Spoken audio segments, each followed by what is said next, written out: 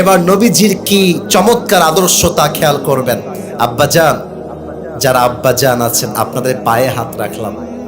আমি কবে আসবো আর জানি না এই এলাকায়, তবে বলে দিয়ে যাই, নিজের মেয়েকে বিয়ে দেওয়ার সময় আগে মেয়েকে বলবেন ওই পাত্র আপনার মেয়ের পছন্দ হয়েছে কিনা।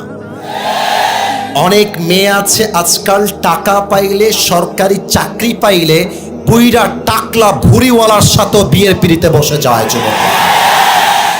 নবীজি এবার ফাতেমার কাছে আসছে, এসে বলছে আম্মা জান, আমি আপনার জন্য একজন পাত্র দেখেছি আপনার স্বামী হিসেবে।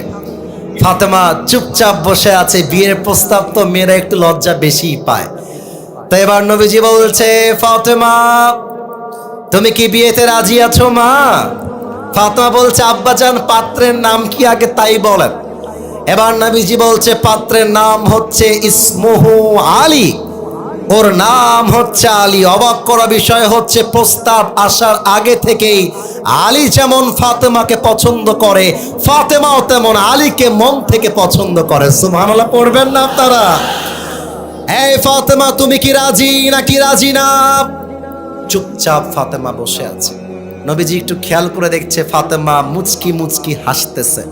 আর বিয়ের ব্যাপারে হাদিসে আসছে, কোন মেয়ে যদি হ্যাঁ না বলে জাস্ট একটা মুচকি হাসি মেরে দেয়, বুঝে নিবেন দাল মে কুছ কালা তো জরুর হ্যাঁ। নবীজি বলছে, ফাতেমা তোমার মতামত আমি বুঝে গেছি, এবার বিয়ে দেওয়ার পালা।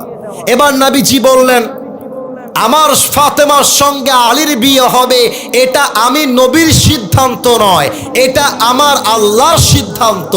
তবুও আমি আমার মেয়ের থেকে অনুমতি নিয়ে বুঝালাম, যখন তোমরা তোমাদের মেয়েকে বিয়ে দিবা, চারটার সঙ্গে গাঞ্জাখোরের সঙ্গে নয়, তোমার মেয়ে যাকে পছন্দ করে তাকে বিয়ে দেওয়া লাগবে। এটার নামই নবীর আদর্শ। যুবক ভাইরা আমার,